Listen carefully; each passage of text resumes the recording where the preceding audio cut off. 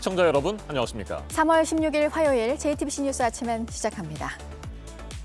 지난주부터 기승을 부렸던 초미세먼지는 오늘 아침 대부분 사라졌지만 중국을 덮친 최악의 황사가 계속해서 한반도로 유입되고 있습니다. 시간이 흐를수록 서쪽 지역을 중심으로 황사의 영향을 받고 있습니다. 서울, 경기와 충청, 전라도 등의 황사 위기경보 관심 단계가 발령됐습니다. 오늘 전국의 미세먼지 농도는 매우 나쁨 단계까지 치솟겠습니다. 배우 윤여정 씨가 한국 영화 102년 역사에서 한국 배우로 처음으로 아카데미 연기상 후보에 올랐습니다. 어젯밤 발표된 후보 명단에 영화 미나리는 작품상을 비롯해 여우조연, 나무주연상 등 6개 부문에 이름을 올렸습니다. 아시아계 배우에 대한 역사적인 후보 선정이라는 평가가 나왔습니다. 독일과 프랑스, 이탈리아도 아스트라제네카 백신 접종 이후 뇌혈전이 발생했다는 사례 보고가 잇따르자 해당 백신 접종을 일시적으로 중단하기로 했습니다. 하지만 세계보건기구 WHO는 백신과 혈전 형성 사이의 연관성을 찾지 못했다며 계속해서 접종을 권고했습니다. 문재인 대통령은 오는 23일 아스트라제네카 백신을 공개 접종하기로 했습니다. 휴일 등의 영향으로 일주일 만에 400명 아래로 떨어진 코로나 신규 확진자가 나온 데 이어서 오늘도 300명대 초중반으로 발표가 될 것으로 보이는 가운데 3차 유행을 안정세로 바꾸기 위한 수도권 특별 방역 대책이 오늘 발표가 됩니다. 75세 이상부터 일반인을 대상으로 한 백신 접종은 다음 달부터 시작돼서 2분기까지 1,000만 명 이상에 대한 접종이 이루어질 예정입니다. 문재인 대통령이 LH 직원들의 신도시 땅 투기 의혹과 관련해 부동산 적폐 청산을 남은 임기 핵심 국정과제로 삼겠다고 밝혔습니다. 경찰은 부동산 투기 의혹을 받고 있는 공무원과 시의원 등을 수사하기 위해 경기도 광명시와 시흥시, 포천시청 사무실과 이들의 집 등 7곳을 압수수색했습니다. 미국 정부가 북한과 접촉을 시도했지만 답을 얻지는 못했다고 백악관이 공식 확인을 했습니다. 내일 한국에 올 예정인 미국 국무국방장관은 오늘 일본 일정을 이어가는데 동맹의 가치를 다시 한번 강조했습니다. 10년 만에 중국을 덮친 최악의 황사가 오늘 새벽부터 바람을 타고 계속해서 한반도로 유입되고 있습니다. 밤사이 전국 곳곳에 비가 내리고 깨끗한 남풍이 불면서 지난주부터 기승을 부렸던 초미세먼지는 오늘 아침 대부분 사라졌지만 시간이 흐를수록 서쪽 지역을 중심으로 황사의 영향을 받고 있습니다. 백령도와 경기 서해안 일부 지역에서는 이미 약한 황사가 관측됐습니다. 네, 이번 황사의 발원지인 몽골에서는 이 모래 폭풍 때문에 사망자가 나올 정도였고요. 중국으로 넘어와서는 최근 10년 동안 황사 중에 가장 강하고 범위도 넓었습니다. 이 황사가 이제 한반도로도 들어오고 있는 건데요. 내일까지는 영향이 있을 것으로 보입니다. 이재승 기자입니다. 밤사이 전국 곳곳에 비가 내리고 깨끗한 남풍이 불면서 오늘 새벽 대기질은 좋아졌습니다. 새벽 5시 기준 PM2.5 초미세먼지 농도는 서울이 27 마이크로그램으로 보통 수준, 세종은 10 마이크로그램으로 좋음 상태였습니다. 하지만 10년 만에 중국을 덮친 최악의 황사가 바람을 타고 한반도로 유입되고 있습니다. 대부분 중국 내몽골과 고비 사막 부근에서 만들어진 모래먼지입니다. 베이징에서는 어제 올해 첫 황사 경보가 내려졌습니다. 미세먼지 오염 수준을 뜻하는 PM10의 경우 베이징 중심가에선 한때 9,700 마이크로그램을 넘었습니다. WHO 안전기준치의 200배에 이릅니다. 우리나라도 오늘 아침 백령도와 경기 서해안 일대에서 황사가 관측되고 있습니다. 오전에는 전국이 황사의 영향권에 들겠습니다. 특히 황사의 유입 경로와 가까운 수도권을 포함한 서쪽 지역을 중심으로 짙은 황사가 나타날 수 있습니다. 서울, 경기와 충청, 전라도 등 전국 11개 시도에는 황사 위기경보 관심 단계가 발령됐습니다. 오늘 전국의 미세먼지 농도는 매우 나쁨 단계까지 치솟겠습니다. 황사가 들어오지 못하도록 창문 등을 차단하고 노약자 등은 야외 활동을 자제해야 합니다. 이번 황사는 내일부터 점차 약해지겠지만 한반도 주변의 기압기 흐름에 따라 대기가 정체되면 모레까지도 약하게 남아있는 곳이 있겠습니다. JTBC 이재승입니다. 이번 황사의 발원지 몽골의 상황은 더욱 심각합니다. 굵은 모래 입자가 하늘을 온통 빨갛게 뒤덮었습니다. 지난 주말부터 이어진 모래 폭풍에 휩쓸려 한때 수백 명이 실종됐고 9명은 목숨을 잃었습니다. 윤세민아 기자입니다. 마을 전체에 불이 붙은 듯 주변이 붉은 연기로 가득 찼습니다. 큰 불이 난 화재 현장 한가운데 들어와 있는 듯합니다. 지난 14일 오후 몽골 중부에 위치한 둔두고비 지역의 모습입니다. 굵은 모래 입자가 대기를 가득 메우면서 주변이 온통 빨갛게 물들었습니다. 비슷한 시각 다른 지역에선 검은 모래 폭풍이 빠른 속도로 낮은 건물들을 집어삼킵니다. 밝은 빛을 뿜고 있던 전광판이 순식간에 모래 속에 파묻혔고 폭풍이 덮치고 간 자리는 한밤중이 된 듯 깜깜합니다. 위성에서 찍은 영상에도 몽골 내륙을 휩쓸고 지나가는 노란 모래 폭풍띠가 선명하게 포착됐습니다. 인명피해도 컸습니다. 둔드고비 지역에서만 사망자 8명을 포함해 몽골 전역에서 모두 9명이 모래 폭풍에 휩쓸려 숨졌습니다. 현지 언론은 5살 어린이도 포함돼 있다고 전했습니다. 몽골 전역에서 한때 580건이 넘는 실종 신고가 접수됐는데 12명이 현재까지도 발견되지 않았습니다. 지난 12일 밤부터 몽골 서부와 중부, 남부 등 전역에서 본 초속 20m의 강한 모래 폭풍에 휩쓸린 사람들입니다. 일부 지역에선 기차가 탈선할 정도인 초당 34m의 강한 태풍급 모래바람이 불었습니다. 전봇대가 쓰러지고 유목민들의 전통 가옥이 파손되는 등 피해는 계속 늘고 있습니다. JTBC 윤세민입니다.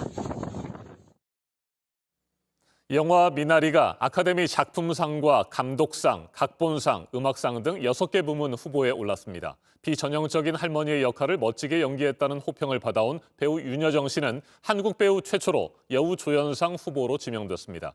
한국 영화 102년 역사에서 첫 번째 아카데미 연기상 후보가 됐습니다. 아빠 역할을 맡았던 스티븐 연은 아시아계 미국인 최초로 나무주연상을 바라보게 됐습니다. 다음 달 25일에 발표될 아카데미 최종 결과와는 별개로 한국적인 정서로 미국 이민 가족의 보편적인 모습을 그려낸 영화 미나리의 성취가 무엇보다 기쁘고 자랑스러운 아침입니다. 강보들 기자가 보도합니다. 미나리는 원더풀이란다. 유난스레 돌보지 않아도 어디서든 잘 자라는 미나리를 칭찬하는 영화 속 대사입니다. 오늘은 영화에 대한 찬사로 들어도 좋을 말입니다. 영화 미나리가 제93회 아카데미 6개 부문 후보에 이름을 올렸습니다. 최고영예인 작품상 부문에서는 노매드랜드, 맹크 등 8개 작품과 겨루게 됐습니다. 할머니 같은 게 뭔데? 할머니 같지 않은 행동과 말투로 자식과 손주를 향한 모든 할머니의 마음을 그려낸 배우 윤여정 씨는 한국인 최초로 조연상 후보에 올랐습니다. 오빠는 빅 가든 하나 만들 거야. 고향의 방식으로 타지에서 희망을 일구려고 애쓰는 이민 가장을 연기한 스티븐 연도 아시아계 미국인 최초로 주연상 후보가 됐습니다. 잠결에 지명 소식을 들었다는 스티븐 연은 뉴욕타임즈와의 인터뷰에서 미나리를 만드는 과정은 모두가 마음을 쏟아부은 협업이었다며 함께 주목받았으면 좋겠다고 전했습니다. 미나리는 이 밖에도 감독상과 각본상, 음악상 부문에서도 후보에 올랐습니다. 유색인종이 연기상 후보의 절반가량을 차지하고 최초로 여성 2명이 함께 감독상 후보에 오르는 등 기존과는 다른 모습을 보여준 아카데미 시상식은 다음 달 25일 열립니다. JTBC 강보들입니다. 독일과 프랑스, 이탈리아도 아스트라제네카 백신 접종을 잠시 중단하기로 했습니다. 안전성에 대한 유럽의약품청의 추가 조사 결과 발표를 기다려보겠다는 겁니다. 아스트라제네카 백신 접종에 대해 이처럼 신중한 태도를 보이는 국가들이 유럽을 중심으로 꾸준히 늘고 있는 가운데 세계보건기구 WHO는 각국의 아스트라제네카 백신 접종을 계속해서 권고한다고 밝혔습니다. 문재인 대통령은 오는 23일 아스트라제네카 백신을 공개 접종할 예정입니다. 김나한 기자입니다. 독일과 프랑스, 이탈리아가 예방 차원에서 아스트라제네카 백신 접종을 일시 중단하기로 했습니다. 앞서 덴마크와 노르웨이, 네덜란드 등도 아스트라제네카 백신 물량의 일부 접종을 미뤘습니다. 이 백신 접종 이후 뇌혈전이 발생했다는 사례 보고가 잇따르면서입니다. Die Entscheidung heute ist eine reine Vorsichtsmaßnahme. AstraZeneca wird in vielen Ländern auf der Welt millionenfach verimpft. Uns allen ist die Tragweite dieser Entscheidung sehr bewusst. Und wir haben uns diese Entscheidung nicht leicht gemacht. 이들 국가는 오는 18일에 나올 유럽의약품청의 추가 조사 결과를 기다리고 있습니다. 유럽 밖에서는 인도네시아가 아스트라제네카 백신 접종을 미루기로 했습니다. 세계보건기구 WHO는 일단 백신 접종을 당분간 권고한다는 입장을 내놨습니다. 백신을 맞은 일부 사람들에게 혈전이 형성됐다는 보고가 나오고 있지만 이런 사건들과 백신 사이에 연관성은 찾지 못했다는 겁니다. 아스트라제네카의 안전에 대한 자료들을 검토 중인 WHO 자문위 전문가들은 현지 시간 16일 만날 예정입니다. 6월 주요 7개 나라 정상회의를 앞둔 문재인 대통령은 오는 23일 아스트라제네카 백신을 공개 접종하기로 했습니다. JTBC 김나은입니다. 오늘 0시 기준 국내 코로나19 신규 확진자 수는 이틀 연속 300명대에 이를 것으로 보입니다. 어젯밤 9시까지 307명이 새롭게 확진 판정을 받았습니다. 식당과 어린이집, 사우나 등 장소와 지역을 가리지 않고 일상 감염이 잇따르고 있어서 또다시 400명대로 올라갈 가능성은 여전히 매우 높습니다. 정부는 어제 다음 달부터 시작되는 백신 접종 2분기 계획을 발표했습니다. 목표는 이번 상반기 안에 65세 이상 고령층과 유치원, 학교 교사까지 1,200만 명의 접종을 진행하는 겁니다. 윤영탁 기자입니다. 미뤄졌던 65세 이상 백신 접종은 이르면 다음 주부터 시작됩니다. 요양병원과 시설 입원 환자가 우선입니다. 다른 65세 이상은 다음 달부터 접종을 받습니다. 다만 나이에 따라 접종 순서와 백신이 다릅니다. 고령층 중에서도 75세 이상 360만 명이 우선 접종합니다. 접종 백신은 화이자입니다. 화이자 백신이 가장 먼저 백신이 도입이 되기 때문에 가장 먼저 도입된 백신을 가지고 가장 먼저 접종을 하기 위해서 특수학교 교직원과 각급 학교 보건교사들도 4월 첫 주부터 아스트라제네카 백신을 맞습니다. 74살 이하는 빠르면 5월부터 아스트라제네카 백신을 접종합니다. 항공승무원 2만 7천 명도 접종 대상에 추가됐습니다. 6월엔 어린이집이나 유치원 선생님, 초등학교 1, 2학년 담당 교사들이 접종을 시작합니다. 3분기 접종 예정이던 경찰과 소방, 군인도 대상입니다. 지속해서 병원 치료를 받아야 하는 만성질환자 일부도 순서가 당겨졌습니다. 방역당국은 상반기까지 1,200만 명의 접종을 목표로 하고 있습니다. 75세 이상을 제외하고는 대부분 아스트라제네카 백신을 맞습니다. 다만 방역당국은 모더나와 얀센 등 다른 백신의 물량이 확보되는 대로 유연하게 대응할 계획입니다. 대상자에 대해서도 해당 백신이 변경될 여지가 있는 상황이고 또 접종 시기에 대해서도 세부적인 조정을 할 수 있어서 방역당국은 원활한 접종을 위해 7월까지 전국 254곳에 예방접종센터를 설치합니다. 또 질병관리청 콜센터 1339를 통한 예약 접수도 진행할 예정입니다. JTBC 윤영탁입니다. 한국토지주택공사 LH 직원들의 신도시 땅 투기 의혹과 관련해 문재인 대통령이 부동산 적폐 청산을 강조했습니다. 촛불 정신까지 언급하면서 우리 사회 불공정의 뿌리가 되어온 부동산 적폐를 청산해야 한다고 밝혔습니다. 정부가 1차적인 책임을 져야 할 문제이지만 우리 정치가 오랫동안 해결해 오지 못한 문제라고 덧붙였습니다. 그러면서 정치권을 향해 이 사안을 정쟁의 도구로 삼지 말아주시기 바란다는 말도 했습니다. 국민의힘은 부동산만큼은 자신 있다며 호언장담하던 대통령이 정치권 탓으로 돌렸다고 비판했습니다. 한편 문 대통령이 변창흠 국토교통부 장관의 사의를 사실상 수용하면서도 사표 수리를 미루면서 2사 부동산 공급 대책 후속 입법을 주문했는데 시안부 장관이 대규모 공급 대책을 추진할 수 있을지 의문이라는 지적이 나옵니다. 박소영 기자가 보도합니다. 부동산 적폐 청산과 투명하고 공정한 부동산 거래 질서 확립을 남은 임기 동안 핵심적인 국정과제로 삼아 문재인 대통령이 수석 보좌관 회의에서 또 LH 문제를 언급했습니다. 벌써 8번째 언급인데 적폐란 표현까지 등장했습니다. 그러면서 또 2사 공급 대책을 뒷받침하는 후속 입법에 속도를 내달라는 주문도 덧붙였습니다. 2사 대책은 이른바 변창흠표 공급 대책입니다. 문 대통령이 변 장관의 사의를 수용하면서도 사표 수리는 미루는 것도 이 때문입니다. 후속 법안엔 공공이 주도해서 재개발과 재건축 사업을 할 수 있는 근거가 담겨야 합니다. 토지 수용권이 발동하는 주민 동의율도 공공주도 사업은 3분의 2까지 낮춰야 합니다. 하지만 변 장관의 사의로 입법 추진력이 크게 떨어진 상황, 야당은 공급 주체인 LH부터 신뢰를 회복하란 입장입니다. 더 큰 혼란 전에 2사 부동산 정책은 접어야 할 것입니다. 부패한 비린내가 진동하는 LH에 땅 문서, 집 문서, 그것을 맡길 수 있는 무모한 개인과 조합이 과연 여당도 속내가 복잡합니다. LH에 대한 국민적 여론이 들끓고 있는 상황에서 여당 혼자 처리는 쉽지 않다고 보는 겁니다. 이 때문에 빨리 LH 사태를 수습하고 새 장관을 내세워 이사 대책을 추진해야 한다는 주장도 나오지만 후임자 찾기도 난항입니다. 여권에선 정치인 중에 인사청문회에 응할 인물 찾기가 쉽지 않다는 목소리가 나옵니다. 임기가 1년밖에 남지 않은 상황에서 누가 이 사태 수습에 앞장서겠느냐는 겁니다. 이에 따라 관료 발탁설도 제기되지만 부동산 관련 부처 출신은 빼야 해 선택의 폭이 넓지 않다는 얘기도 나옵니다. JTBC 박소연입니다. LH 사태에서 시작된 공직자들의 부동산 비리 의혹이 전국 곳곳에서 나오고 있는 상황에서 수사에 나선 경찰은 어제 대대적인 압수수색을 진행했습니다. 개발 예정지에 본인이나 가족 이름으로 땅을 산 시의원, 공무원들에 대해서로 압수물을 분석하면 그 다음 과정인 소환 조사가 이어질 예정입니다. 김도훈 기자입니다. 경찰 수사관들이 파란 상자와 서류 가방을 들고 광명시청 입구로 들어갑니다. 비슷한 시각 압수수색을 마친 수사관들이 시흥시 의회 건물을 빠져나옵니다. 경찰은 상자 2개 분량의 압수물을 확보했습니다. 개발 정보 관련한 자료가 있었나요?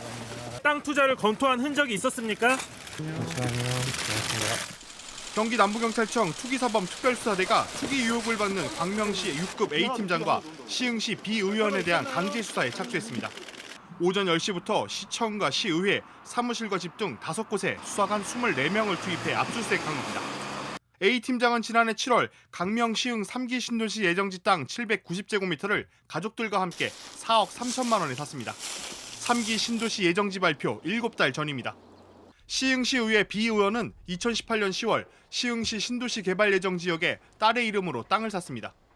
그리고 이듬해 4월 상가 건물을 지어 투기한 것 아니냐는 의혹을 받고 있습니다. 경기 북부경찰청 특별수사대도 포천시청 5급 공무원 C씨의 사무실과 집을 압수수색했습니다. C씨는 지난해 9월 40억 원을 대출받아 도시철도 7호선 신설역 주변 땅 2,600제곱미터를 부인과 공동 명의로 사들였습니다. C씨는 도시철도 연장사업 업무를 담당했던 것으로 알려져 투기 의혹이 일고 있습니다. 이달 초 사법시험 준비생 모임은 투기가 의심된다며 이들 3명을 경찰에 고발했습니다. 경찰은 압수물 분석을 마치는 대로 이들을 불러 조사할 계획입니다. JTBC 김도훈입니다. 네, 이 LH 사태는 다가오는 보궐선거 판세를 요동치게 만들고 있죠. 야권에 대한 지지율이 올라가면서 후보 단일화가 되지 않아도 야권이 유리할 수 있다는 여론조사 결과도 나왔습니다. 그래서 필수 항목이었던 단일화의 가능성도 여전히 높긴 하지만 LH 사태 이전보다는 떨어진 상태입니다. 박유미 기자입니다. 박영선, 오세훈, 안철수 후보가 모두 출마한다고 가정했을 때도 오 후보가 박 후보를 오차 범위 내에서 앞서는 결과가 나왔습니다. 안 후보는 25.1%를 기록했습니다. 야권 단일화가 돼 양자 구도가 되면 오 후보와 안 후보 모두 17%포인트 이상 박 후보에 앞섰습니다. 당초 약세일 걸로 예상됐던 오 후보가 제1야당 후보로 뽑힌 뒤 치고 나온 결과입니다. 단일화 관련 조사에서도 야권 후보로서의 적합도, 야당 후보를 상대로 한 경쟁력 등에서 모두 안 후보와 오차 범위 내에서 소폭 앞서는 결과가 나왔습니다. 하지만 오 후보의 상승세는 야권 단일화 가능성만 놓고 보면 방해 요소에 가깝습니다. 국민의힘과 국민의당은 서로를 향해 우리 후보가 단일 후보가 돼야 한다며 토론도 못하는 후보다, 아니다 엉뚱한 소리를 한다 이렇게 날을 세웠습니다. 진통 끝에 후보들은 함께 비전을 설명하는 자리를 열긴 했지만 역시나 단일 후보는 내가 돼야 한다는 주장을 되풀이했습니다. 서울시장 선거를 이렇게 열심히 치르는 이유는 목표는 정권 교체입니다. 윤 총장께서 이제 저와 함께 하시겠다고 제안을 주시면 저는 그러면 지금 국민의힘과 이렇게 다 같이 만에 하나 안철수 후보께서 시장이 되시고 거기에 윤석열 전 검찰총장 같은 분이 결합을 하게 되면 아마 야권이 커지는 게 아니라 야권이 분열될 수도 있고. 일단 양측 실무단은 오늘 한 차례 TV 토론회를 여는데 합의했습니다. 이어서 내일부터 2개 기관에서 여론조사를 실시하기로도 했습니다. 하지만 마지막 관문인 여론조사 문항을 놓고선 양측 모두 결코 물러설 수 없다는 입장이어서 진통이 예상됩니다. JTBC 박유미입니다. 한미일 동맹을 내세우며 본격적인 외교전에 나선 미국의 국무국방장관 소식입니다. 오늘 일본 일정을 마치고 내일 우리나라에 오면 북한을 향해 대화를 하자는 메시지를 낼 가능성도 있는데요. 미국 백악관이 북한에 접촉하려고 했지만 답을 얻지 못했다고 공식 확인을 하면서 외교를 다시 한번 강조했습니다. 김필규 특파원입니다. 백악관 젠사키 대변인이 북한과 접촉을 시도한 사실을 인정했습니다. Confirm that we have reached out. We obviously have a number of channels, as we always have had, that we can reach out. 이틀 전 바이든 정부가 뉴욕의 유엔 주재 북한 대표부를 포함한 여러 채널을 가동했었다는 보도를 공식 확인한 겁니다. 바이든 정부의 대북 원칙도 다시 밝혔습니다. Always our goal is to reduce the risk of escalation, but to date we have not received any response. 이례적으로 접촉 사실을 밝힌 건 정권 초 북한의 무력 도발을 막으면서도 대북 문제에 최선을 다하고 있다는 메시지를 전하기 위해서란 분석이 나옵니다. 오늘부터 일본 방문 일정을 시작하는 블링컨 국무장관과 오스틴 국방장관은 워싱턴 포스트에 공동기고문을 내고 동맹의 가치를 강조했습니다. 동맹은 미국의 힘을 배가하는 존재라며 이런 관계를 소홀히 하는 것은 커다란 전략적 오류라고 밝혔습니다. 또 동맹 간의 관계도 중요하다며 한일 관계를 염두에 둔 듯한 내용도 적었습니다. 일본 외무상, 방위상과 회담을 할 예정인 두 사람은 17일 한국을 방문해 정의용 외교부 장관과 서욱 국방부 장관을 만납니다. 워싱턴에서 JTBC 김필규입니다. 미국 코로나 상황도 보면 지금 가장 큰 우려가 5천 명가량으로 나온 변이 바이러스 감염입니다. 마스크도 대부분 쓰지 않고 모여있는 인파를 포함해서 이 우려와는 조금 다른 모습들도 하지만 곳곳에서 보이고 있습니다. 이 소식은 홍희정 특파원이 전해드립니다. 로스앤젤레스 인근의 한 일식 전문점입니다. 식당 안에서 음식을 먹는 손님들로 북적입니다. 밖에는 실내 영업 오픈을 알리는 포스터도 붙어 있습니다. 캘리포니아 일부 카운티에서 아직 인원 제한은 두고 있지만 식당가는 오랜만에 활기를 찾았습니다. 제한적이지만 식당 안에서 식사가 가능해지면서 모처럼 외식을 나온 사람들도 많아졌습니다. 실내 푸드코트 전문점도 약 1년 만에 문을 열었습니다. 실내 식당 이용 수칙도 만들었습니다. A long time, really refreshing. Social distancing, they have the barriers there. Yeah, we're excited and happy that they finally are opening back up. 하지만 변이 바이러스 확산에 대한 우려는 여전합니다. 날씨가 따뜻해지고 대학생들이 봄방학을 맞으면서 지난 12일 미국 공항 이용객은 130만 명을 넘겼습니다. 지난해 3월 이후 1년 만에 최고 수준입니다. 플로리다 해변가도 관광객들이 몰려들면서 발 디딜 틈 없이 북적였습니다. 지난 주말 미 전역 곳곳에서 열린 성패트릭의 날 행사에도 수많은 인파가 모였습니다. Try to have fun, while living in the midst of this pandemic, it is challenging, but try to still have some sense of normalcy in everything that you do. 대부분 마스크를 쓰지 않았고 사회적 거리두기도 하지 않았습니다. We are very worried about transmissible variants. A lot of them have come through our travel. 미 질병통제예방센터는 특정한 조건에서 2m 거리두기를 1m로 줄이는 게 전염병 예방에 효과적인지 연구도 진행 중입니다. 로스앤젤레스에서 JTBC 홍희정입니다. 이번에는 오늘 아침 체크해봐야 할 뉴스들을 분야별로 살펴보겠습니다. 먼저 정치 분야입니다. 더불어민주당 이낙연 상임선대위원장이 LH 직원들의 땅 투기 의혹과 관련해 김영란법을 적용받는 교직원과 언론인도 조사 대상에 포함해야 한다고 밝혔습니다. 언론이 폭로를 할 때마다 뒤따라가며 불을 끌 것이 아니라 그물을 넓게 쳐서 비리의 소지가 있는 곳을 미리 들춰내고 잘라내는 노력을 선제적으로 하면 어떻겠느냐고 당에 제안했습니다. LH 사태와 관련해 국회의원 300명에 대해 부동산 전수조사를 하자는 더불어민주당의 제안을 국민의힘이 받아들였습니다. 국민의힘 소속 의원 102명 전원이 부동산 거래 내역에 대한 전수조사에 동의하면서 여야 의원에 대한 조사가 급물살을 탈 것으로 보입니다. 더불어민주당 박영선 서울시장 후보와 열린민주당 김진애 후보의 단일화를 위한 여론조사가 오늘과 내일 이틀 동안 실시됩니다. 당원 투표 결과 50%, 서울 시민 투표 결과 50%를 반영해 내일 저녁 최종 단일 후보를 결정합니다. 지난달에 지급된 실업급여가 5달 만에 또 1조 원을 넘어섰는데요. 코로나 사태에 따른 고용 충격이 본격화된 지난해 4월부터 9천억 원을 웃돌고 있습니다.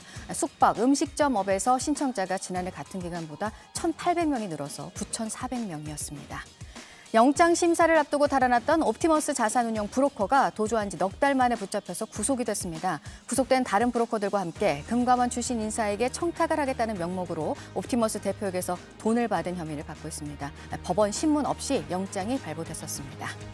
배송 업무를 하던 로젠 택배 소속 노동자가 차 안에서 쓰러져서 의식불명 상태고 오늘 택배 노동자 과로사 대책위원회가 기자회견을 합니다. 넓은 배송 구역에서 장시간 노동을 해서 쓰러진 것이라면서 로젠 택배가 사회적 합의에 동참할 것을 촉구할 예정입니다. 계속해서 사회 분야 뉴스입니다. 오늘 새벽 2시 51분 경북 경주시 남남서쪽 11km 지역에서 규모 2.6의 지진이 발생했습니다. 기상청은 인근 지역에서 진동을 느낄 수 있었다며 안전에 계속해서 유의해달라고 당부했습니다. 서울 송파구의 다세대 주택 신축 공사 현장에서 어제 오후 자재가 떨어져 60대 화물차 운전기사가 목숨을 잃었습니다. 건축 자재를 옮기던 크레인이 꺾이면서 자재가 떨어져 그 아래에 깔렸는데 병원으로 옮겨졌지만 숨졌습니다. 경찰이 현장 관계자를 상대로 정확한 사고 경위를 조사하고 있습니다. 그래미 수상은 아쉽게도 하지 못한 방탄소년단이 일본 골든디스크 대상에서 8관왕에 올랐는데요. 골든디스크 역사상 해외 아티스트로 가장 많은 상을 받는 기록을 세웠습니다. 올해 8순을 맞은 배우 박정자 씨가 이를 기념해서 연극 해롤드와 모두 공연에 나섰는데요. 자신을 대표하는 작품입니다. 5월에 무대에 오릅니다.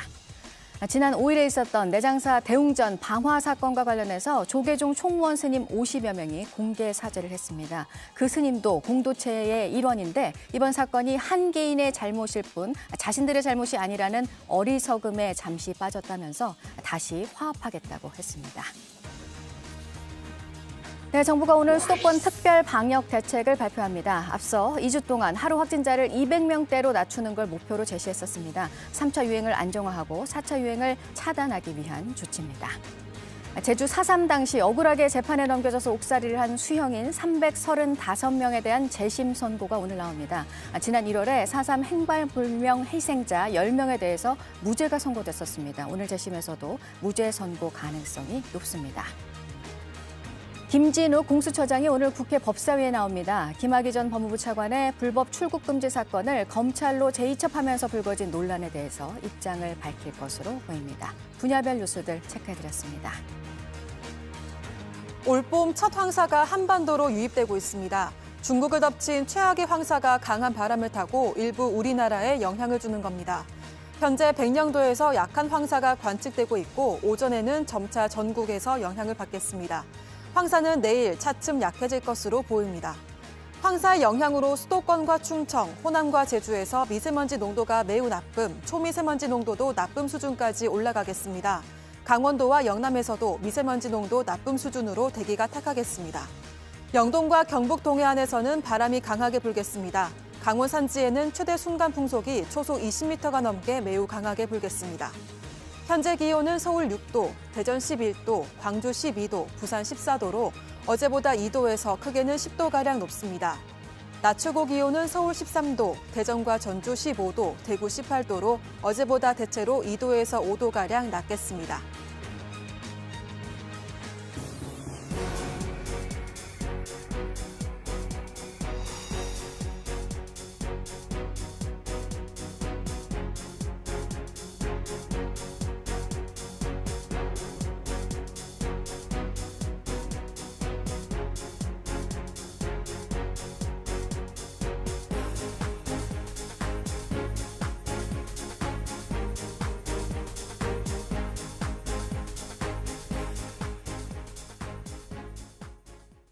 지난 주말 여수에서 브레이크가 고장난 것으로 보이는 화물차가 신호등을 들이받는 사고가 일어났습니다. 건너편 차량들을 향해 역주행하고 있어서 더 큰 사고로 이어질 뻔했지만 운전자가 핸들을 급히 꺾으면서 피해를 줄일 수 있었습니다. 보도에 임지수 기자입니다. 지난주 토요일 낮 전남 여수의 한제 사거리. 차선을 벗어난 2.5톤 화물차가 무서운 속도로 달립니다. 길 건너편에선 마주선 차량 10여 대가 신호를 기다리는 상황. 빠르게 역주행하던 화물차 운전자는 맞은편 차량과 부딪히기 직전 핸들을 왼쪽으로 꺾습니다. 화물차는 결국 신호등 지주대를 들이받고 뱅그르르 돌며 산산조각납니다. 파편은 반대편 차선까지 날아갑니다. 하지만 가까스로 줄지어선 차량들과의 연쇄 충돌은 피했습니다. 나름대로 이제 뭐 다른 차고는 충격을 이제 피하려고 이제 그렇게 쭉 내려오시다 했는데 브레이크가 고장났었다. 차량 파편이 사방으로 튀면서 인근 가게 시설 일부가 부서지는 피해도 있었습니다. 화물차 운전자는 크게 다쳤습니다. 다른 차량과의 직접 충돌이 없어 다친 사람이 더는 없었습니다. 운전자는 브레이크 고장으로 멈출 수가 없었다고 주장하고 있습니다. 경찰은 사고 차량 차체 등을 국과수에 맡겨 정확한 사고 원인을 파악할 예정입니다. JTBC 임지수입니다. 불이 난 집에 쓰러져 있던 80대 시민을 우연히 근처를 지나던 의용 소방대원이 구조했습니다. 어제 오후 3시 반쯤 전북 장수군 산서면에 있는 주택에서 불이 났습니다. 80대 A씨는 거동이 불편해서 대피하지 못한 채 마루에 쓰러져 있었는데 근처를 지나던 의용 소방대원이 A씨를 구조하고 소방당국에 신고했습니다. A씨는 얼굴에 1도 화상을 입었지만 생명에는 지장이 없는 것으로 전해졌습니다. 법원이 억대 마스크 판매 사기 의혹을 받고 있는 현직 경찰관의 구속영장 신청을 기각했습니다. 전주 완산경찰서 A 경위는 지난해 3월 기업 납품용 방역 마스크를 구하는 피해자를 속여서 마스크 대금 2억 원가량을 가로챈 혐의를 받고 있습니다. 법원은 불구속 상태에서 방어권을 행사할 필요가 있고 증거인멸 우려나 도주 우려가 있다고 보기 어렵다며 기각 사유를 설명했습니다. 이혼한 여자친구가 홀로 키우던 4살 아이의 얼굴을 피멍이 들 정도로 때린 40대 박모 씨에게 검찰이 징역 3년을 구형했습니다. 박 씨는 지난해 11월 여자친구인 A 씨가 잠시 집을 비우자 A 씨 아들의 머리를 3개 때려 전치 3주의 상해를 입혔습니다. 박 씨는 최후 진술에서 평생 반성하는 마음으로 살겠다고 했지만 검찰은 징역 3년에 아동 관련 기관에 취업 제한 명령을 내려달라고 요청했습니다.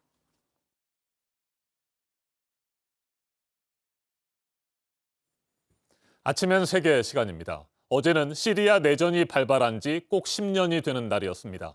시리아 인권관측소에 따르면 지난 10년 동안의 내전으로 38만 7천여 명이 목숨을 잃었습니다. 그리고 20만 명 넘게 실종됐으며 1,200만 명가량은 집을 잃고 난민이 됐습니다. 시리아인들은 지금도 언제 끝날지 모를 지옥 속에서 하루하루를 버티면서 살아가고 있습니다.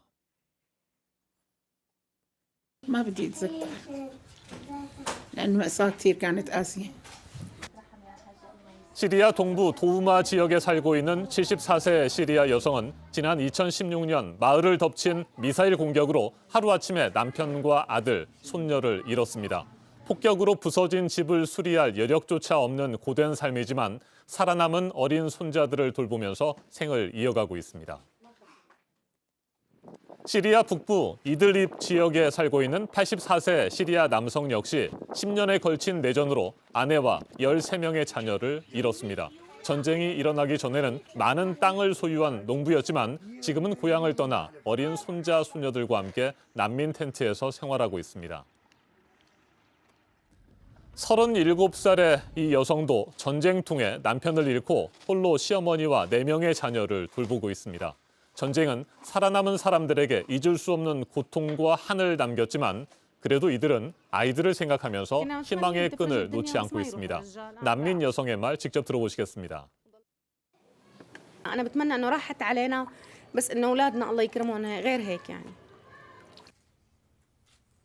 2011년 3월 15일 시리아에서도 아랍의 봄으로 불리는 민주화 시위가 대규모로 시작됐습니다. 정부가 폭력적으로 유혈 진압에 나섰고 시민들은 이에 맞서 총을 들었습니다. 결국 내전으로 번졌습니다. 이후 이슬람 극단주의 무장단체 IS 등 테러 단체들이 난립하고 외세까지 개입하면서 대리전으로 확대됐습니다. 내전 종식의 길은 더욱 멀어졌습니다. 프란치스코 교황은 시리아 내전이 하루라도 빨리 종식돼야 한다고 호소했습니다. 들어보시겠습니다. in modo che deposte le armi si possa ricucire il tessuto sociale e avviare la ricostruzione e la ripresa. 전문가와 좀 더 자세하게 짚어보겠습니다. 중동 지역학 박사인 김수환 한국외대 아랍어 통번역학과 교수 전화로 연결됐습니다. 교수님 안녕하십니까? 네, 안녕하세요. 네, 시리아 내전으로 죄 없는 많은 민간인들이 희생됐습니다. 살아남은 사람들의 고통도 10년 넘게 이어지고 있고요. 생활고는 현재 어느 정도나 심각한 상황입니까? 시리아 10년 걸친 시리아 내전으로 인해서 사상 초유의 난민이 발생한 것뿐만 아니라 굉장히 심각한 시리아 내부의 상황이 있는데요. 인구가 지금 1,750만 명인데 이 중에 3분의 2인 1,340만 명이 인도적 지원이 필요한 상황이고요. 네. 시리아 어린이가 12,000명이나 숨지거나 부상당했고 또 식품 가격의 경우에 전쟁 전에 5년간 평균치보다 무려 33배나 뛰었고 청년이 절반 이상의 소득이 없는 상황입니다. 그럼에도 독재 정권은 여전히 존재하고 있어서 시리아 내전은 21세기 최대 인도주의 재앙이라고 할 수 있습니다. 네, 시리아 내전이 종식되지 못하는 배경도 살펴봐야 할 것 같습니다. 나라 안팎의 상황이 모두 좋지 않은 거죠? 그렇습니다. 시리아 내전의 발발 원인이 결국 바사르 알아사드 대통령의 장기 독재 때문인데요. 시리아 내전의 내부적인 주체와 외부적인 주체가 있는데 내부적인 주체적으로는 이제 정부군이 있고 이와 대항하는 반정부군이 있고 또 언제나 독립을 추구했던 쿠르드족이 있고 그리고 지금은 거의 소멸 상태인 국단주의 무장단체 IS가 있었거든요. 여기에 터키나 러시아, 이란 등의 외부 세력이 개입돼 있고 또 중동에서 이렇게 이란, 러시아, 중국의 영향력 확대를 저지하려는 미국 등이 있어서 이렇게 시리아 내전은 복잡하게 내부, 외부 세력에 복잡한 얽혀 있는 상태입니다. 네, 그동안 미국은 시리아 내전 개입에 소극적이었습니다. 그러다가 최근 바이든 대통령이 시리아 내 친이란 민병대 시설을 공습했고요. 미국의 시리아 정책 변화가 내전의 돌파구가 될 수 있을까요?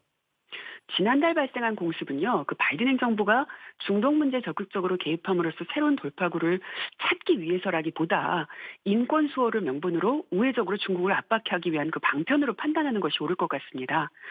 최근에 사우디의 무함마드 빈 살만 왕세자가 언론인 카시쿠지를 암살한 사건의 배후가 있다는 것을 미국이 다시 들춰낸 것도 같은 맥락인데요. 어쨌든 바이든 행정부의 외교정책 중심이 중동에서 인도 태평양으로 옮겨간 것인데 이는 중국 견제의 이해관계가 우선순위로 부상하기 때문입니다. 따라서 시리아 문제 해결을 위해서 바이든 정부가 얼마만큼의 시간과 노력을 쏟을지가 불투명한 상태에서 결국 이 시리아 문제, 내전 문제는 단기간으로 해결하기는 어려울 듯합니다. 알겠습니다. 말씀 잘 들었습니다. 김수환 한국외대 아랍어 통번역학과 교수였습니다. 시리아 내전은 과거와 현재는 물론 미래까지 절망 속으로 몰아넣고 있습니다. 유니세프가 지난 11일 내놓은 보고서에 따르면 시리아 내전으로 12,000명 이상의 어린이가 숨지거나 다쳤고 불과 7살인 아이까지 포함해 5,700여 명의 어린이가 소년병으로 전투에 동원됐다고 합니다. 그리고 245만여 명의 아이들은 학교에 가지 못하고 교육의 기회를 잃어버렸습니다. 승자도 없고 출구도 없는 전쟁으로 불리고 있는 시리아 내전. 그 끝이 하루라도 빨리 오기를 진심으로 바랍니다. 지금까지 아침엔 세계였습니다.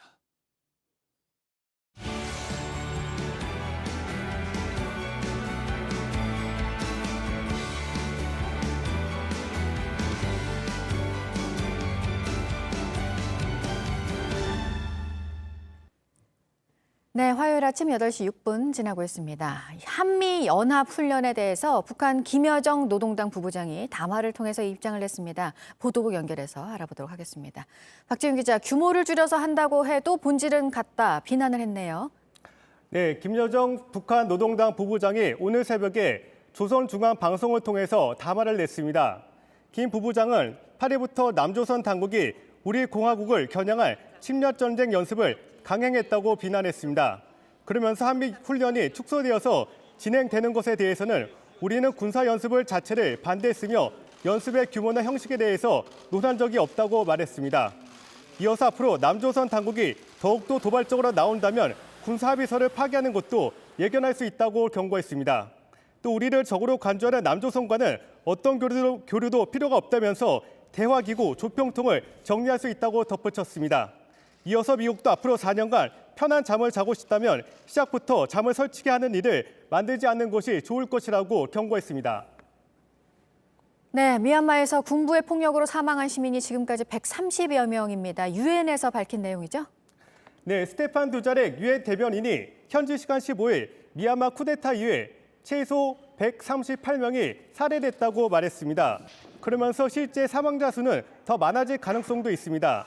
가령 유엔은 지난 14일 미얀마 전역에서 38명이 숨졌다고 밝혔습니다. 하지만 현지 매체 미얀마 나우는 같은 날 양곤에서만 적어도 59명이 사망했다고 밝혔습니다.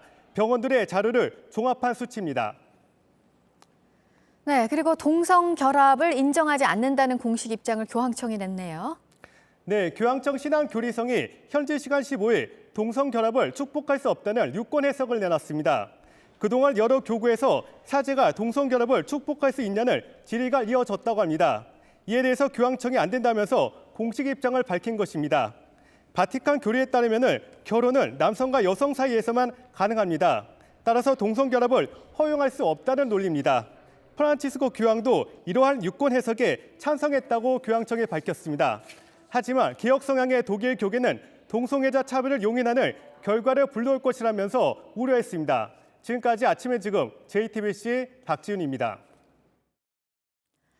네, 잇따르고 있는 공직자들의 부동산 투기 의혹. 이번에는 국방부 공무원 관련 의혹이 있어서 전해드리려고 합니다.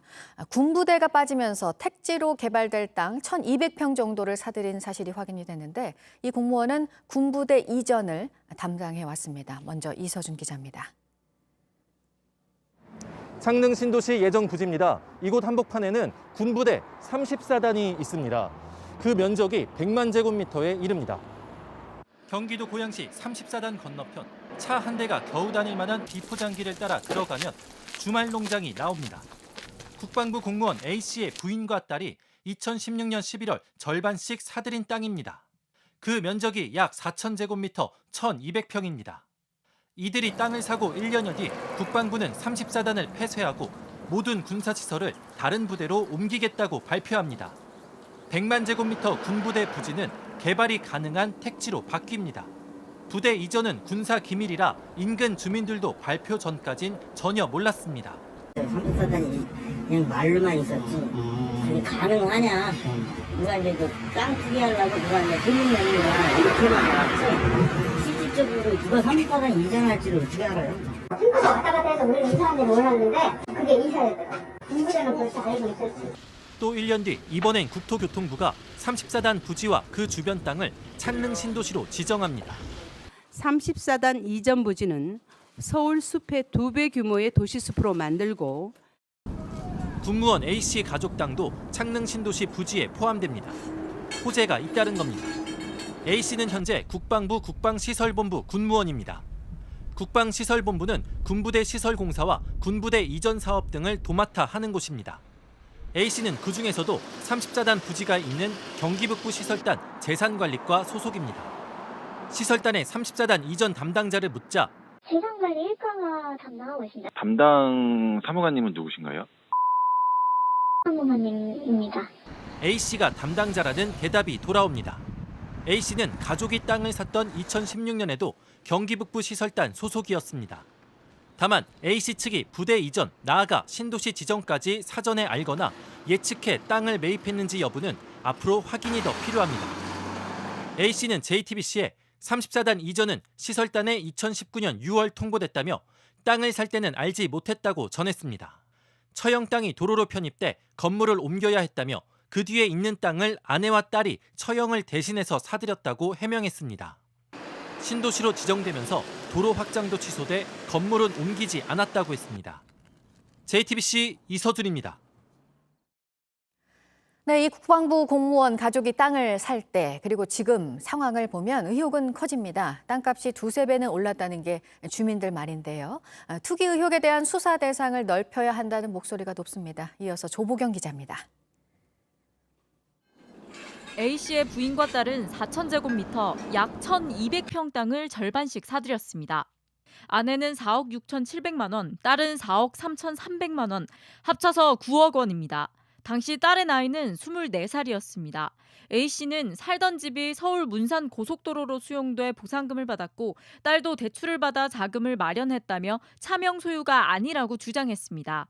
창릉 신도시로 수용된 땅은 정확한 가치를 가늠할 수 없습니다.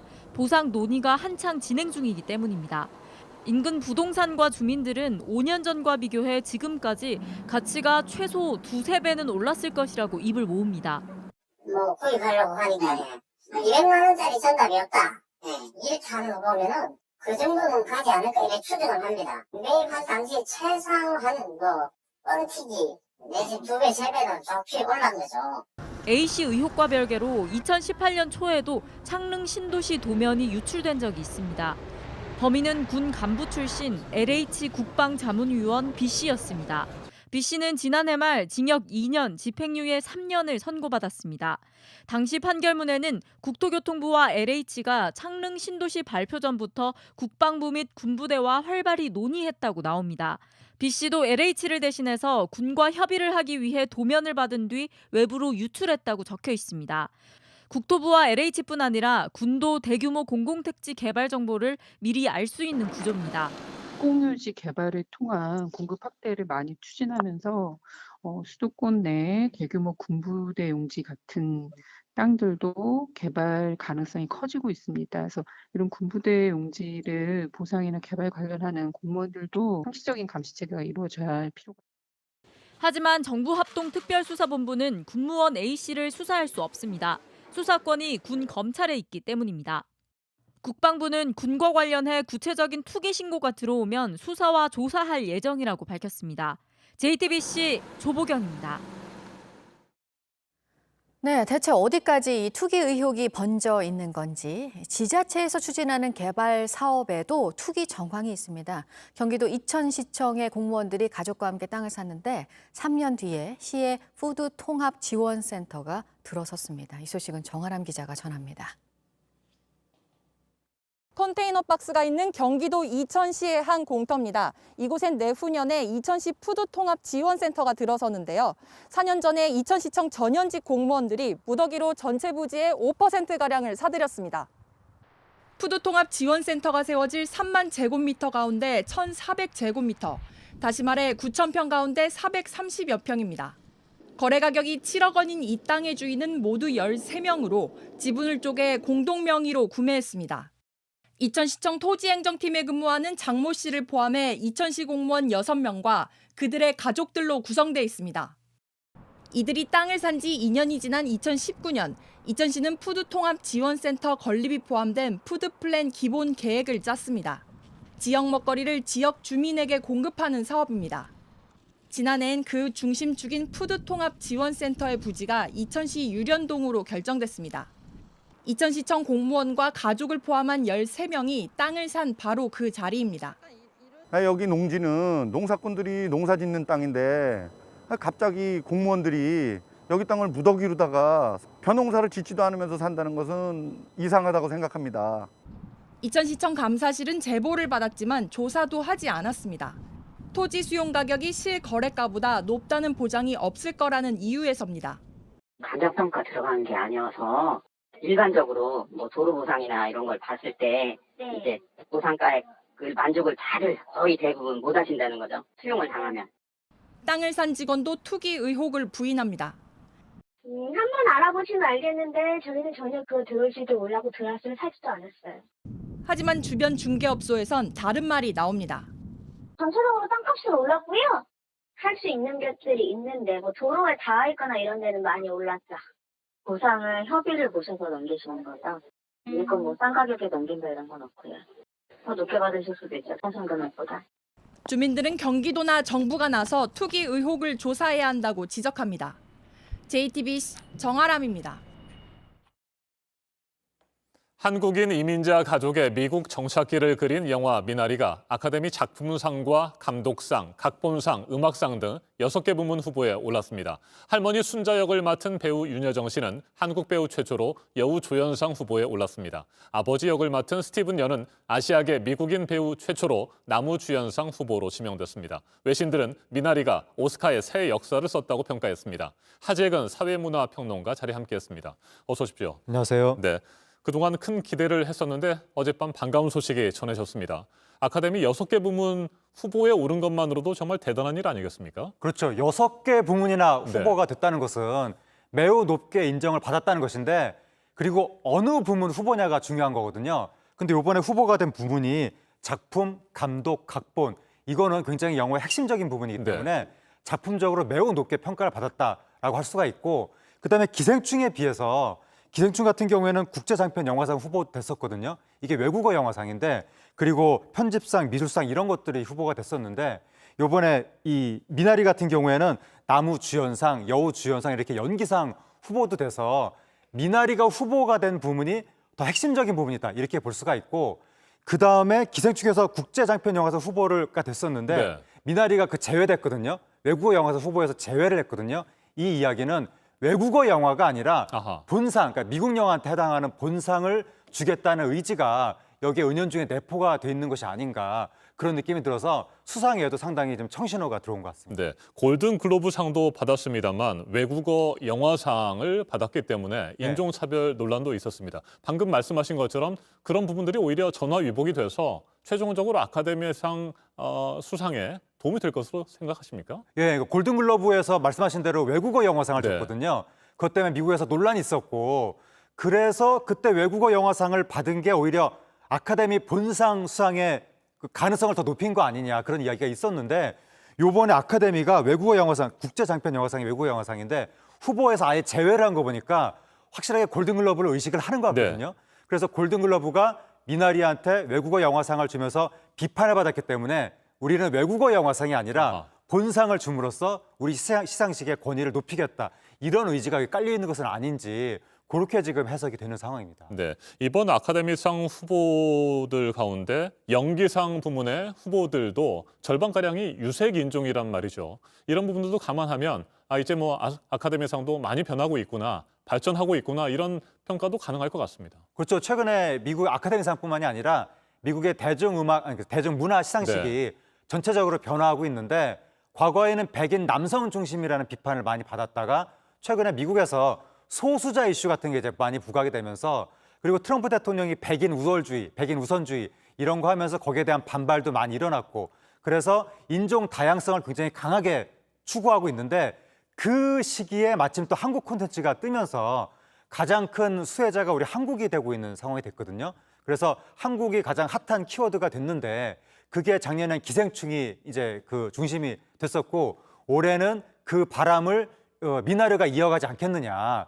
그리고 그러한 변화 속에서도 작년 아카데미가 기생충으로 크게 찬사를 받으면서도 지적을 받았던 게 뭐냐면 이렇게 작품상까지 주면서 연기상은 왜 안 주는 거냐. 그걸 지적을 받았거든요. 그래서 올해는 아카데미가 그 부분을 염두에 두고 작년에 주지 못했던 연기상을 주려고 하지 않을까. 이렇게도 지금 해석이 되는 대목입니다. 네, 역시 배우 윤여정 씨의 여우 조연상 후보 오른 부분이 뭐 이거 대단한 것 같고요. 정말 결과를 기대하면서 지켜봐야 될 것 같은데 한국 영화 102년 역사에서 한국인 배우로는 처음 아니겠습니까? 그렇죠. 한국 배우로는 처음으로 지금 그 연기상 후보에 오른 것이고 스티븐 연 같은 경우에는 한국인은 아니지만 한국 아시아계 배우로는 처음으로 그 나무주연상 후보에도 오르고 이렇게 된 것인데 이렇게 되면 우리 한국 영화인 또는 한국 문화예술인의 위상도 한 차원 올라가는 계기가 될 수 있고 설사 수상하지 못한다 하더라도 후보에 오른 것만 해도 굉장히 큰 성과거든요. 그리고 스티븐 연의 후보 지명까지 합쳐져서 아시아계의 위상이 상당히 올라가는 그런 결과가 될 수 있다. 그러니까 미국의 아카데미상이나 문화 시상식들이 그동안 인종 다양성을 많이 생각을 하면서도 주로 그 수혜자가 흑인이 많이 됐었거든요. 아시아계는 상당 부분 소외가 됐었는데 이번에 2명이나 미나리에서 연기상 후보에 오른 것은 아카데미가 매우 전향적인 결정을 한 것이고 역사적인 이정표가 될 것 같습니다. 네, 저도 지난 주말에 영화 미나리를 봤습니다. 역시 뭐 배우 윤여정 씨의 연기 대단했고요. 할리우드 리포터가 비전형적인 할머니 역할을 아주 잘 수행했다 이렇게 호평을 하지 않았습니까? 손자를 놀려먹기도 하고 손자, 손녀에게 화투를 가르쳐주는 모습도 인상적이었고요. 재밌었습니다. 역시 뭐 배우 윤여정 씨의 연기 뭐 두말할 나위 없이 대단했는데 미국인들에게 윤여정 씨의 연기는 어떻게 받아들여졌다고 생각하세요? 기본적으로 윤여정 씨가 수십 년 연기의 내공이 있기 때문에 당연히 무슨 배역을 맡건 연기를 잘하는 분이고 그다음에 미나리 속에서 윤여정 씨가 맡은 배역이 특별히 주목을 받는 이유는 아무래도 이 영화 속에서 동서양 문화 충돌을 보여주는 대표적인 배역이 윤여정 씨 배역이거든요. 한국에서 와서 미국에서 자란 손자가 충돌하는 그 역할을 하기 때문에 이 부분이 주목을 받지 않았을까. 그리고 윤여정 씨의 어떤 행동이 영화 속에서 반전의 계기가 되기도 하고 그리고 또 윤여정 씨하고 손자가 티격태격하는 게 영화 속에서 가장 사랑스러운 테마이기도 하고 그런 부분이 아마 주목을 받았던 것 같은데 무엇보다도 미국 영화계가 지금 한국 콘텐츠에 주목할 준비가 돼 있었고 한국 배우를 발견하고자 하는 준비가 돼 있었다. 그런 의지가 있었다. 마침 그 타이밍에 윤여정 씨가 발견이 된 것 같습니다. 네, 그렇다면 다음 달 25일에 진행될 아카데미상 시상식 좋은 결과 기대해봐도 되겠죠? 어느 정도나 수상을 할 것으로 예상하십니까? 그러니까 이게 상이라는 게 꼭 뭐 잘 만들어야 받는 게 아니라 분위기, 흐름, 운 이런 게 굉장히 중요한데 물론 뭐 잘 만드는 것은 당연한 그건 일이고요. 당연한 거고 네. 근데 운이 있는지 없는지는 제가 모르지만 최소한 분위기, 바람은 타고 있는 것이 아니냐. 왜냐하면 미나리가 지금 벌써 상을 90개 이상을 받았거든요. 네. 윤여정 씨가 30개 이상의 여우 조연상을 받았거든요. 이 정도면 완전히 바람몰이를 하고 있는 거고 미국에서 윤여정 씨가 도장 깨기 상들이 굉장히 네. 많은데 도장 깨기를 하고 있기 때문에 이런 정도 상황이라면 수상 가능성이 상당히 높다. 그리고 지금 분위기에 따라서는 미나리한테 상이 좀 복수의 상이 갈 가능성도 있는데 최소한 아무리 못해도 1개 이상은 가지 않겠느냐. 그러면 그중에서 가장 6개 부문 중에서 가장 높은 가능성으로 상을 받을 수 있는 것은 역시 윤여정 씨 여우조연상이 되지 않겠느냐. 상당히 지금 기대가 커지는 대목입니다. 네, 작품상이나 감독상, 각본상도 있고 음악상도 지금 후보에 올랐습니다. 그렇습니다. 네, 뭐 다들 좋은 또 영화를 만들기 위해서 노력하신 분들인데 결과가 잘 나오기를 기대하겠습니다. 오늘 여기까지 듣도록 하겠습니다. 지금까지 하재근 사회문화평론가였습니다. 말씀 잘 들었습니다. 감사합니다. 악성 뇌종양은 빠르게 확산하는 데다가 뚜렷한 치료법이 없어서 많은 환자들을 절망시켰습니다. 그런데 국내 연구진이 완치가 어려운 악성 뇌종양을 억제하는 새로운 치료법의 실마리를 찾았습니다. 이 치료법으로 평균 1년 미만인 환자들의 생존 기간이 최대 7년으로 늘어났습니다. 최승훈 기자입니다. 악성 뇌종양인 교모세포종을 앓는 환자의 머릿속 모습입니다. 뇌에 침투한 종양이 하얗게 나타나 있습니다. 교모세포종은 악성도가 가장 높은 4급 종양입니다. 별다른 치료법이 없어 한 번 발병하면 생존 기간은 평균 6에서 8개월에 불과합니다. 기존의 항암제는 암세포에도 공격하지만 정상세포에도 공격을 하기 때문에 환자들이 너무 힘들어해서 아예 항암제를 포기하는 사람도 꽤 있습니다. LG그룹 고 구본무 회장은 2차례나 수술했지만 결국 발병 1년 만에 숨졌습니다. 국내 연구진이 교모세포종 환자의 생존 기간을 약 3배까지 늘리는 치료법을 개발했습니다. 먼저 환자의 혈액에서 면역세포를 뽑아 증식합니다. 5에서 10%에 불과한 활성도가 90%까지 오릅니다. 항암 효과가 세진 면역세포를 다시 환자의 혈관에 집어넣습니다. 그러자 면역세포가 종양을 따라다니며 공격합니다. 초록색 종양이 점점 희미해지더니 아예 사라집니다. 환자 14명에게 이 치료법을 썼더니 생존 기간이 평균 20개월까지 늘어났습니다. 길게는 7년까지도 살아남았습니다. 거부 반응도 거의 없습니다. 자기 세포를 뽑아서 이놈을 활성화시켰기 때문에 거부 반응이 일단은 없고 그리고 이놈은 선택적으로 종양만 쫓아와서 종양만 죽이고 정상세포엔 공격을 안 하죠. 미국 식품의약국은 지난해 9월 이 치료제를 희귀의약품으로 지정했습니다. 연구진은 이번 연구 결과를 임상의학 국제학술지에 발표했습니다. 또 이 치료법이 난소암 등 다른 암 환자에게도 효과가 있는지 연구하고 있습니다. JTBC 최승훈입니다. 아침엔 뉴스워치. 오늘 하루 관심을 가지고 지켜봐야 할, 기억해야 할 뉴스 끝으로 정리해드립니다. 지난주부터 기승을 부렸던 초미세먼지는 오늘 아침 대부분 사라졌지만 중국을 덮친 최악의 황사가 계속해서 한반도로 유입되고 있습니다. 시간이 흐를수록 서쪽 지역을 중심으로 황사의 영향을 받고 있습니다. 서울, 경기와 충청, 전라도 등의 황사 위기경보 관심 단계가 발령됐습니다. 오늘 전국의 미세먼지 농도는 매우 나쁨 단계까지 치솟겠습니다. 배우 윤여정 씨가 한국 배우로 처음으로 아카데미 연기상 후보에 오르면서 아시아계 배우에 대한 역사적인 후보 선정이라는 평가가 나오고 있습니다. 어젯밤 발표된 후보 명단에 영화 미나리는 작품상을 비롯해서 여우조연, 나무주연상 등 6개 부문에 이름을 올렸습니다. 문재인 대통령이 LH 직원들의 신도시 땅 투기 의혹과 관련해 부동산 적폐 청산을 남은 임기 핵심 국정 과제로 삼겠다고 밝혔습니다. 경찰은 부동산 투기 의혹을 받고 있는 공무원과 시의원 등을 수사하기 위해 경기도 광명시와 시흥시, 포천시청 사무실과 이들의 집 등 7곳을 압수수색했습니다. 코로나 하루 확진자 수를 200명대로 낮추겠다는 정부가 수도권 특별 방역 대책을 오늘 내놓습니다. 일반인에 대한 코로나 백신 접종은 다음 달부터 시작돼서 6월까지 1,000만 명 이상에 대한 접종이 이루어집니다. 신규 확진자 수는 오늘 이틀째 300명대로 발표될 것으로 보입니다. 오늘 전해드릴 소식은 여기까지입니다. 이상으로 JTBC 뉴스 아침엔 화요일 순서 모두 마치겠습니다. 건강한 하루 보내시기 바랍니다. 고맙습니다.